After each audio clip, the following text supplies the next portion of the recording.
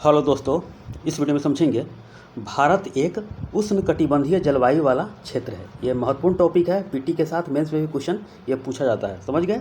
आइए देखते हैं। भारत एक उष्णकटिबंधीय जलवायु वाला क्षेत्र है, इसका वर्णन कीजिए। ऐसे ही क्वेश्चन आपको दे देगा एग्जाम में। और दूसरा जो क्वेश्चन है, देखिए, कर्क रेखा भारत के बीचों बीच गुजरती है, 8 राज्यों से होकर गुजरती है, लेकिन इसके बावजूद भी भारत को उष्णकटिबंधीय क्षेत्र कहते हैं। क्यों कहते हैं, इसके बारे में देखेंगे। कर्क रेखा के उत्तर की ओर जो भाग है वो शीतोष्ण कटिबंध होता है, यानी कर्क रेखा के जो उत्तर की ओर जो भाग होता है वह शीतोष्ण होता है, कटिबंध होता है, लेकिन इसके बावजूद भी भारत एक उष्णकटिबंधीय क्षेत्र है। समझ गए? इसका कारण क्या है? ऐसे ही कारण पूछेगा एग्जाम में। ठीक है, चलिए देखते हैं। यह भारतीय भूगोल का टॉपिक चल रहा है और यह क्लास नंबर 20 है। आइए देखते हैं। चलिए देखिए, ये आपका पृथ्वी है, ठीक है, और ये भारत का मैप एक तरफ लिया गया है। पहले देख लेते हैं कि आपका जो 0 डिग्री लाइन से के उत्तर और दक्षिण में कौन कौन लाइन है, उसके बारे में आपको बताते हैं। पहले कर्क रेखा देख लेते हैं, मकर रेखा देख लेते हैं, 0 डिग्री लाइन देख लेते हैं। तो देखिए, आपको मैप सब समझ लीजिएगा तो आपको एक क्वेश्चन नहीं छूटेगा। देखिए, ये आपका पृथ्वी है, तो देखिए ये आपका 23.5 डिग्री, ये आपका जो उत्तरी क्षेत्र है, उत्तरी अक्षांश है, इसे बोलते हैं कर्क रेखा बोलते हैं। ये आपका 23.5 डिग्री जो दक्षिणी है, मकर रेखा हो गया 23.5 डिग्री। समझ गए? ये दक्षिणी हो गया। और बीच वाला जो क्षेत्र है इसे 0 डिग्री लाइन बोलते हैं। इसे भूमध्य रेखा बोलते हैं, इक्वेटर बोलते हैं, विषुवत रेखा बोलते हैं, 0 डिग्री लाइन बोलते हैं। तो ये मेन चीज़ होता है। समझ गए? तो ज्योग्राफी के भाषा में इसको गर्मी क्षेत्र ना बोल के गर्म क्षेत्र यानी कि उष्ण बोलते हैं, तो उष्णकटिबंधीय क्षेत्र बोलते हैं। तो ये आपका हो गया पूरे के पूरे उष्णकटिबंधीय क्षेत्र होता है। समझ गए? इस लाइन के अंतर्गत में जो भी दुनिया का देश होगा बड़ी काला के काला होगा। समझ गए? बड़ी एकदम मंगलीला हो जाएगा इसमें। तो यही होता है। तो भारत के जो 8 राज्यों से होकर गुजरती है कर्क रेखा, देखिए ये भारत का 8 राज्यों से होकर गुजरती है कर्क रेखा। गुजरात, राजस्थान, मध्य प्रदेश, छत्तीसगढ़, झारखंड, पश्चिम बंगाल, त्रिपुरा, मिजोरम। तो ठीक है, तो यही आपका कर्क रेखा है। देख रहे हैं, यही आपका कर्क रेखा गुजर रही है भारत के 8 राज्यों से। फिर भी बोल रहा है कि भारत कर्क रेखा के बीचों बीच गुजरती है, लेकिन इसके बावजूद भी भारत को उष्णकटिबंधीय क्षेत्र बोलते हैं। समझ गए? इसको तो इसके बाद तो बोलना चाहिए शीतोष्ण, लेकिन यहाँ पे हिमालय पर्वत है, हिमालय पर्वत है, लेकिन ये क्षेत्र जो ये बड़ा क्षेत्र है इसको बोलना चाहिए शीतोष्ण। लेकिन शीतोष्ण ना बोल के ये हिमालय एक पर्दा का काम करता है। पर्दा, जिस तरह घर के आंगन में पर्दा होता है जो लोग ना देख पाए, उसी प्रकार यह पर्दा है। हिमालय जो पर्वत, विशाल पर्वत है, यह पर्दा का काम करता है। ठीक है, इसी के बारे में आज समझना है। इतना समझ गए? और आपका जो ऊपर हो गया 23.5 डिग्री से लेके 66.5 डिग्री होता है, आर्कटिक होता है। और उसी के बीच में 23.5 डिग्री से लेके 45 डिग्री जो होता है उसको बोलते हैं क्या? शीतोष्ण बोलते, उपोष्ण बोलते हैं। उपोष्ण के बाद शीतोष्ण होता है, तो इसको डायरेक्ट बोल दिया गया है शीतोष्ण बोलते हैं। समझ गए? जब आपको वर्ल्ड मैप बताऊँगा, तो जब वर्ल्ड मैप पढ़ेंगे तो उसके बारे में आपको बता दूंगा। ये देखिए, ये पूरा पृथ्वी हो गया। मेन मोटा मोटी बात जो भारत की जलवायु है उसके बारे में समझ लेते हैं। समझ गए? इसको बोलते हैं बीचों बीच जो गुजरती है उसको बोलते हैं 0 डिग्री लाइन। ठीक है, इसके आगे है 23.5 डिग्री, समझ ही गए। इसके आगे जो है 66.5 डिग्री, इसके बीच 45 डिग्री बनता है। ठीक है, उसके आगे जो हो गया 0 डिग्री ध्रुव हो गया। ध्रुव को भी 2 भागों में बांटा गया है, टुंड्रा और टैगा। समझ गए? मेन चीज़ यही फोकस करना है, आपको आगे बताते चलेंगे। समझ गए? मेन चीज़ भारत के बारे में फोकस करना है। यह जो शीतोष्ण होना चाहिए क्षेत्र वाला, लेकिन यह उष्णकटिबंधीय का ही काम करता है। कैसे, आखिर क्यों है, चलिए आगे बताते हैं आपको।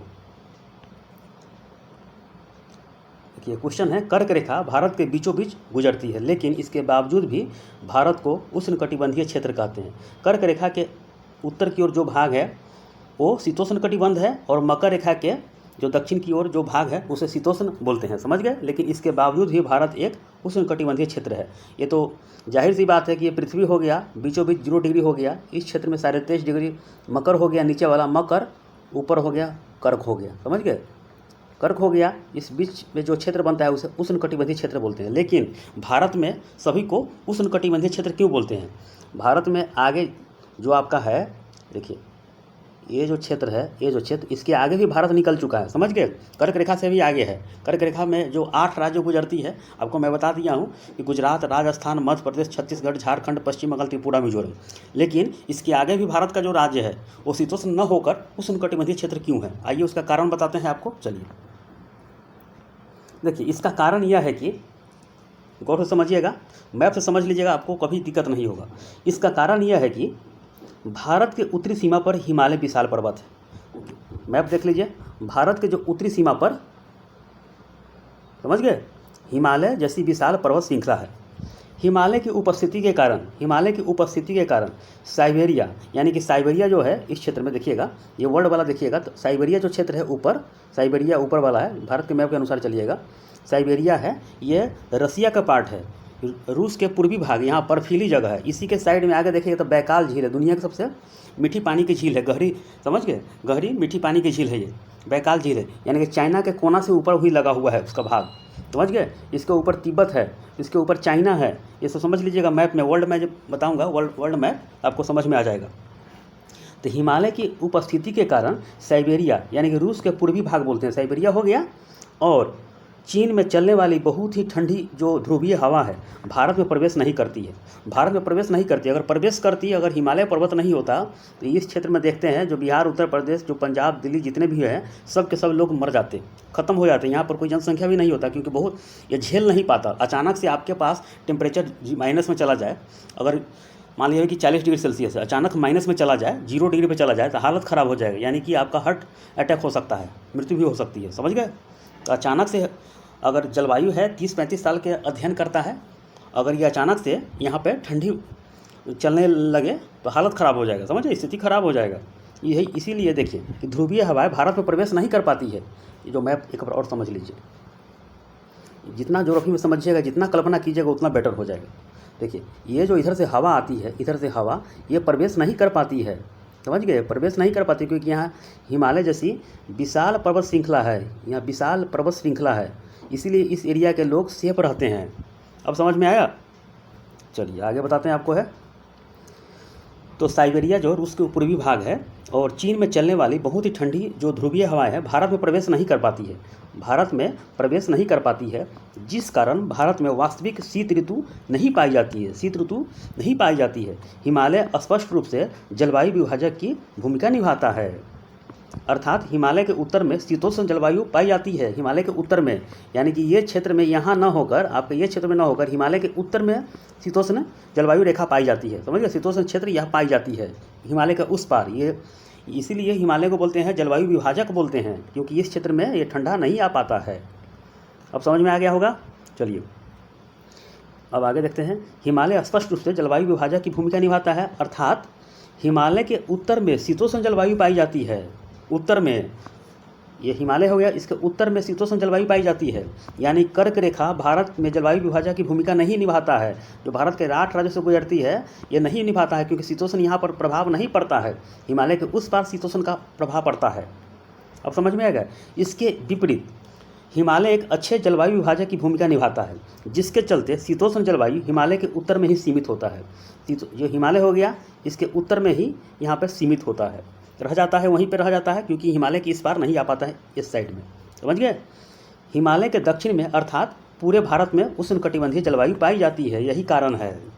चलिए एक लाइन और देख लेते हैं, चलिए आगे देखते हैं। चलिए अगला लाइन देखते हैं। कर्क रेखा और मकर रेखा के बीच उष्णकटिबंधीय क्षेत्र होने के कारण इस क्षेत्र का सागर का जल गर्म हो जाता है, समझ गए। कर्क रेखा और मकर रेखा, यानी कि वर्ल्ड में जब देखिएगा, समझ गए, इस बीच में जो क्षेत्र है 0 डिग्री लाइन बनता है, इसके ऊपर 23.5 डिग्री मकर रेखा हो गया, इसके नीचे जो हो गया 23.5 डिग्री, ऊपर जो कर्क रेखा है, ठीक है, नीचे मकर रेखा हो गया, इसके बीच में इतना टेम्परेचर बढ़ जाता है, इतना टेम्परेचर बढ़ जाता है, महासागर का जल गर्म हो जाता है, महासागर का जल गर्म हो जाता है। हवाएं जब गर्म होकर ऊपर उठती है तो सागर का जो पानी है वो भी वाष्प बनकर ऊपर उठ जाता है, समझ गए। जैसे मैं आपके घर में अगर आप पानी उबाल रहे हैं तो इतना टेम्परेचर हो जाएगा कि वो पानी हवा में उड़ जाएगा, वाष्प हो जाएगा, समझ गए, वाष्पीकृत हो जाएगा। तो वाष्प बनकर हवाओं के साथ साथ ऊपर भी उठ जाता है। इसलिए देखिएगा कि उष्णकटिबंधीय क्षेत्र जो है 0 डिग्री लाइन के आसपास, यानी कि सुबह से लेकर 12 बजे तक बहुत टेम्परेचर रहेगा, उसके बाद बादल बनना शुरू होगा। और यहाँ पे इसी क्षेत्र में जो बनता है आपका दुनिया का सबसे, जो दुनिया का फेफड़ा बोलते हैं, अमेजन वन, जो अमेजन जो जंगल है, यहीं पे दुनिया के 20% 25% वहीं से ऑक्सीजन आता है, समझ गए। पेड़ पौधा इतना है, तो समझ गए यहाँ पर बहुत ज़्यादा वर्षा होता है सालों भर, यानी कि ये क्षेत्र जैव विविधता के लिए काफ़ी बढ़िया है। ये जब पर्यावरण बताऊंगा तो सबके सब बता दूंगा आपको, तो समझ गए। तो ये वाष्प बनकर हवाओं के साथ साथ ऊपर उठता है, परिणाम स्वरूप इन क्षेत्रों में अर्थात विषुवत रेखा के आसपास के क्षेत्रों में वर्ष भर वर्षा होती रहती है। देखते हैं यहाँ पर इतना टेम्परेचर होता है कि लोग मंगनेला की तरह काला काला हो जाएगा, एकदम काला काला हो जाएगा। लेकिन हिमालय हिंद महासागर से आने वाली नमी युक्त हवा को रोककर वर्षा कराती है। अगर नहीं हिमालय रहता तो वर्षा भी नहीं होता, समझ गए। हिमालय नहीं रहता, इधर हिमालय हो गया, भारत का ये मैप है, इधर हिमालय नहीं रहता तो ये सब तो सब भाग जाता, वर्षा नहीं होता। इसलिए ये इधर से घूम जाती है, समझ गए। बिहार उत्तर प्रदेश से होते हुए पूरे भारत में वर्षा हो जाता है। नोट, हिमालय नहीं रहती तो कर्क रेखा के उत्तर में वर्षा नहीं होती। हिमालय की उपस्थिति के कारण ही पूरे भारतीय उपमहाद्वीप में वर्षा होती है। हिमालय की उपस्थिति के कारण ही दिल्ली में ही वर्षा होती है। अगर नहीं रहता हिमालय तो वर्षा नहीं होता, क्योंकि कर्क रेखा के थोड़ा ऊपर है ये हिमालय, ये दिल्ली है, ये समझ गए। जबकि दिल्ली कर्क रेखा के उत्तर में स्थित है। अब समझ में आया आपको, समझ में आ गया होगा। ये मेंस में भी कितना पॉइंट में भी लिख सकते हैं। चलिए आगे देखते हैं। अब अगला क्वेश्चन है ये, देखिए, भारत एक उष्णकटिबंधीय जलवायु वाला क्षेत्र है, समझ गए। इसका कारण क्या है? देखिए, भारत एक उष्णकटिबंधीय जलवायु वाला क्षेत्र है। चलिए आगे देखते हैं। देखिए, पहले कारण देख लेते हैं। मानसून, इससे पहले वाले चैप्टर में पढ़े थे आप। मानसून एक अरबी भाषा का शब्द है, ठीक है, अरबी भाषा का शब्द है, जिसका जो अर्थ होता है, इसका अर्थ होता है मौसम, इसका अर्थ होता है मौसम। मानसून का जो अर्थ होता है ऋतु परिवर्तन के साथ हवाओं की दिशा में भी परिवर्तन। ऋतु परिवर्तन के साथ हवाओं की दिशा में भी परिवर्तन होता है, यही होता है आपका मानसून होता है। मानसून क्या है? एक अरबी शब्द है और जिसका अर्थ होता है मौसम, समझ गया। चलिए, भारत में दो तरह की मानसून हवाएं प्रवाहित होती है, यानी कि हवाएं चलती है। कौन सा हो गया? तो उत्तर पूर्वी मानसून और दक्षिण पश्चिम मानसून। देखिए, उत्तर पूर्वी मानसून कौन सा हो गया? ये आपका ऊपर से आती है, समझ गए, ध्रुवीय क्षेत्र से आती है, चाइना की तरफ से आती है, ये सब क्षेत्र हो गया, लौटती हुई मानसून बोलते हैं। और एक दक्षिण पश्चिम मानसून हो गया, समझ गए। तो उत्तर पूर्वी जो मानसून है, यहाँ कोरोमंडल तट है तमिलनाडु के आगे, ठीक है, इसी तट से टकराती है, समझ गए, इसी तट से टकराती है। ये तो समझ में आ गया होगा। चलिए, और तमिलनाडु में खूब वर्षा होती है, तमिलनाडु में बहुत ज़्यादा वर्षा होती है, इतना समझ में आ गया। इसे बोलते हैं क्या? लौटता हुआ मानसून बोलते हैं, इसे बोलते हैं लौटता हुआ मानसून बोलते हैं। बहुत ज़्यादा यहाँ पे वर्षा होता है, समझ गए। चलिए आगे देखते हैं। और उड़ीसा में और आंध्र प्रदेश में चक्रवात भी आ जाता है, देखते हैं ठंडी के टाइम में सुनते होंगे न्यूज़ में, यहाँ पे चक्रवात आया है बंगाल खाड़ी में, ऐसा ही होता है। एक आपका हो गया ये आपका मालाबार तट हो गया, ये आपका केरल वाला क्षेत्र हो गया। 1 से 7 जुलाई के बीच में यहाँ पे क्या आता है? यहाँ पे आता है आपका इसी तट से टकराता है ये मानसून, समझ गए। इसको बोलते हैं दक्षिण पश्चिम मानसून बोलते हैं, दक्षिण पश्चिम मानसून बोलते हैं। और यहाँ पे टकराता है और यहाँ वर्षा बहुत ज़्यादा होता है और धीरे धीरे ये पूरे भारत में शाखा फैल जाता है, ठीक है, यहाँ पे धीरे धीरे फैल जाता है और इसके ऊपर भी उठ जाता है, समझ गए। तमिलनाडु के ऊपर वाला क्षेत्र, नीलगिरी क्षेत्र के ऊपर में उठकर इस क्षेत्र में भी दब के फंस जाता है। कहाँ पे? देखिए, ये आपका मेघालय के मासिंगराम क्षेत्र में यहाँ पे दब के फंस जाता है, समझ गए। जो गारो खासी जयंतिया है उसी में यह जो मानसून है इसी में जाकर फंस जाता है और फिर जाके ये राजमहल पहाड़ी जो झारखंड में है उससे टकरा कर बिहार होते हुए ये यहाँ पे वर्षा रुकी रहती है और इधर से शाखा निकलती है, समझ गए। इधर आपका गिर की पहाड़ी है गुजरात वाला, आपका अरावली है, अरावली उत्तरी दक्षिण है, उत्तर दक्षिण में आपका ये श्रृंखला है। अगर पूरा पश्चिम रहता तो वर्षा होता, इसी के समानांतर निकल जाती, इसी के समानांतर निकल जाती है। देखिए, इसी के समानांतर निकल जाती है और यहाँ पे वर्षा रुकी रहती है, समझ गए। यहाँ पे वर्षा रुकी रहती है और जाके दोनों जब टकराती है तो बहुत ज़्यादा वर्षा होता है और यही उत्तराखंड में बहुत ज़्यादा वर्षा होता है। यहाँ पर बादल ही फट जाता है, तो केदारनाथ, बद्रीनाथ ये सब क्षेत्र में बहुत ज़्यादा बादल फट जाता है। धीरे धीरे पूरे भारत में यह मानसून फैल जाता है, समझ गए। तो दक्षिण पश्चिम मानसून है 80 से 90% यहाँ वर्षा होता है पूरे भारत में और लौटता हुआ मानसून में बहुत ही कम होता है, यानी कि 20%, 17%, 18% यहाँ पे वर्षा होता है, समझ गए। और एक होता है जेट स्ट्रीम जो पश्चिमी विक्षोभ होता है, पश्चिमी विक्षोभ, वो अलग बता देंगे। 3% वर्षा होता है, वो उसका अलग टॉपिक है, उसको आगे बता देंगे, समझ गए। तो मेन चीज़ आपको यही समझना है। चलिए आगे देखते हैं। तो याद कर लीजिएगा, भारत में 2 तरह की मानसून हवाएँ प्रवाहित होती है, उत्तर पश्चिम दक्षिण पश्चिम मानसून और उत्तर पूर्वी मानसून। चलिए आगे देख लेते हैं। देखिए, दक्षिण पश्चिम मानसून पहले समझ लेते हैं, यही आपका हो गया टॉपिक हो गया दक्षिण पश्चिम मानसून। इसको डिटेल में बताएंगे, आगे अलग टॉपिक है ये, समझ गया। पहले मेन समझ लेते हैं। चलिए, ये आपका हो गया दक्षिण पश्चिम मानसून जो है भारत में जो आती है ग्रीष्म ऋतु में आती है, यानी कि गर्मी के समय में आती है, समझ गए। ये आपका ये केरल जो राज्य है, केरल मैप में देखिए, केरल में 1 से 7 जून के बीच में ये टकराती है प्रत्येक साल। नियम ही बन गया है, प्रकृति के अनुसार ये चलता है, ठीक है। और यहाँ से टकराती है और बहुत ज़्यादा वर्षा होती है, धीरे धीरे धीरे करते ये ऊपर उठ जाती है, गारो खासी जैंसिया में ये फंस कर रह जाती है। इतना बात समझ में आ गया आपको। मैं अलग टॉपिक से बताऊँगा, दक्षिण पश्चिम मानसून, इसका अलग टॉपिक आता है, समझ गए। मेन चीज़ जो फोकस करना वो देखते हैं। दक्षिण पश्चिम मानसून जो हवाएं है भारत में ग्रीष्म ऋतु में चलती है, ठीक है। भारत में दक्षिण पश्चिम मानसून दक्षिण पश्चिम दिशा में बहकर आती है, दक्षिण पश्चिम दिशा से बहकर आती है, इसीलिए इसका नाम क्या है, दक्षिण पश्चिम मानसून है। ये मैप देखिएगा एक बार और समझ लीजिए। ये आपका पूरब हो गया, पश्चिम हो गया, उत्तर हो गया, दक्षिण हो गया। तो दक्षिण पश्चिम इसी को बोलते हैं दक्षिण पश्चिम, इसीलिए आपका दक्षिण पश्चिम है, ठीक है। इसीलिए इसे दक्षिण पश्चिम मानसून बोलते हैं, क्योंकि दक्षिण पश्चिम से ये आती है।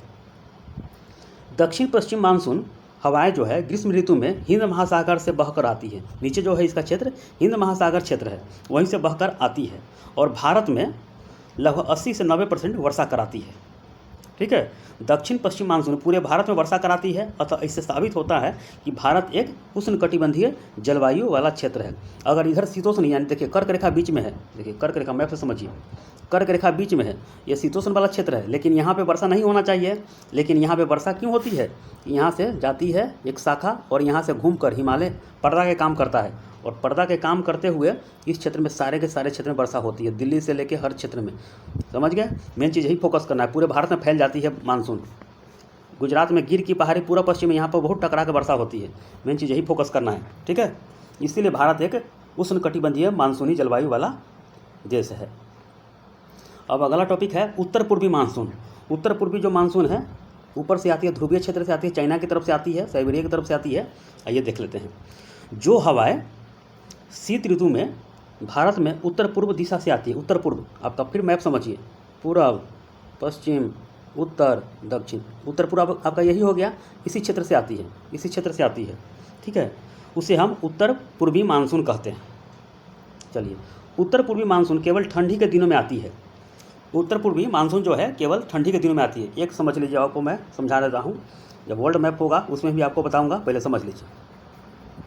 देखिए आप समझ लीजिए कि ये आपका पृथ्वी हो गया, ठीक है, और सूर्य का जो आँख होता है सालों भर यहीं पे होता है। बीच में विषुवत रेखा हो गया, ऊपर कर्क रेखा हो गया, नीचे कौन सा हो गया, मकर रेखा हो गया।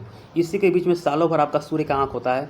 यहाँ पे बहुत ज़्यादा वर्षा होता है, इसलिए इसे उष्णकटिबंधीय क्षेत्र बोलते हैं, समझ गए। और भारत का जो क्षेत्र है, समझ गए, तो जैसे जैसे सूर्य अब दक्षिणायन होगा, यानी कि दक्षिण की तरफ आएगा, पहले सूर्य यहाँ पर था तो वर्षा बहुत हुआ, ठीक है। और जब सूर्य यहाँ पर आ जाएगा तो ये सारा का सारा नमी खींचते हुए इधर आ जाएगा, इधर खींचते हुए आ जाएगा। तो नमी जिधर जैसे सूर्य है उधर उधर टेम्परेचर बढ़ते चला जाएगा। तो सब नमी यहाँ से जो जितने वर्षा कराया नहीं, तो जितना भी नमी वाला हवा वाला है नमी, वो सब धीरे लौटेगा, सब लौटेगा। इसलिए उत्तर पूर्वी क्षेत्र है कोरोमंडल तट से टकराएगा पूर्वी घाट से, और जाकर वर्षा बहुत होगा, समझ गए। मेन टॉपिक ये समझना है। तो चलिए देखते हैं कि उत्तर पूर्व मानसून केवल स्थल खंड से होकर प्रवाहित होती है, स्थल खंड से होकर प्रवाहित होती है, और नमी की मात्रा नहीं होती, बहुत कम मात्रा में होती है। इसीलिए उत्तर पूर्व मानसून अधिकांश भारत में वर्षा कराने में सक्षम नहीं होती है। अगर हवा में नमी रहेगा तभी वर्षा होगा, टेम्परेचर होगा तभी ना। लेकिन थोड़ा बहुत कब लेती है, जब उत्तर पूर्व मानसून जब, लेकिन देखिए क्या लिखा है, इसका एक अपवाद है। क्या अपवाद है? उत्तर पूर्वी मानसून का वह भाग जो पूर्वोत्तर भारत के ऊपर से होकर प्रवाहित होती है। भारत हो गया आपका, ये पूर्वोत्तर वाला क्षेत्र हो गया, इसके ऊपर से प्रवाहित होती है, इसके ऊपर से, समझ गए। और यहाँ पे बंगाल की खाड़ी होता है, इसे नमी ले लेता है, नमी सोख लेता है और जाके कोरोमंडल तट से टकरा जाता है। इसका ये कारण है। तो ऊपर से प्रवाहित होती है पूर्वोत्तर भारत के, वह बंगाल की खाड़ी के ऊपर से होकर गुजरती है और पर्याप्त मात्रा में नमी ग्रहण कर लेता है, ठीक है। यहाँ पे नमी ग्रहण कर लेता है और उत्तर पूर्व की नमी युक्त हवाएं तमिलनाडु में पहुंचकर पूर्वी घाट से टकरा जाती है, यानी कोरोमंडल तट से टकरा जाती है। यही कारण है कि तमिलनाडु में कोरोमंडल तट पर जो ठंडी के दिनों में वर्षा होती है। अब समझ में आया होगा आपको, समझ गए। इसे बोलते होगा मानसून बोलते हैं। उड़ीसा और आंध्र प्रदेश में चक्रवात आता है, देखते हैं हवा तूफान उठ जाता है, जबकि आंध्र प्रदेश में थोड़ा भाग है वहाँ, और तमिलनाडु में खूब वर्षा होता है, समझ गए। यही कारण है। तो लौटते हुए मानसून सर्वाधिक मात्रा में कहाँ वर्षा कराता है? तमिलनाडु राज्य में कराता है। इससे बहुत सारा क्वेश्चन निकल सकता है, समझ गए। तो मेन चीज़ आपको यही फोकस करना चाहिए। मैं आपको जो बताया हूँ यही फोकस है। तो क्वेश्चन क्या था? भारत एक भारत एक उष्णकटिबंधीय जलवायु क्षेत्र है, समझ गए। तो ये हिमालय जो पर्वत है, विशाल पर्वत, ये पर्दा का काम करता है। इतना आपको समझ में आना चाहिए और मैप आपको भी ध्यान में रखना चाहिए, ठीक है। इतना रिवीजन कीजिए। उसके बाद अलग अलग टॉपिक से जो टॉपिक है अलग अलग, उसको आपको मैं बताऊँगा। जैसे मैं बता दूँगा, जैसे भारत में वर्षा जो ऋतु सब है, 4 ऋतु है, उसके बारे में बताएंगे, समझ गए। इसके बारे में बताते चलेंगे। फिर आपको पश्चिम विक्षोभ क्या है, उत्तर पूर्वी मानसून जो जलवायु है, मानसून, उसके बारे में बताएंगे। अलग अलग टॉपिक है ये मेंस में लिखने के लिए, पीटी के साथ साथ मेंस में। जैसे में गर्मी के समय मौसम कैसे बदलता है, क्रिया कैसे करता है, उसके बाद आगे बताएंगे। अरब सागर की शाखा क्या है, कौन सा है, दक्षिण पश्चिम कैसे कैसे चलती है। और फिर बाद में बंगाली खाड़ी वाला समझेंगे। और उसके बाद लास्ट में क्या समझेंगे, लौटता हुआ मानसून। और उसके बाद चक्रवात क्या होता है, तब जाके धीरे धीरे आपका खत्म होते चलाएगा। भारत में वन क्या है, वन के बारे में बताएंगे। यही सब है, आपका लास्ट टॉपिक चल रहा है, ठीक है। तो इसको समझते चलिए, ठीक है। इसको रिवीजन कीजिए 1 से 20 तक, ओके।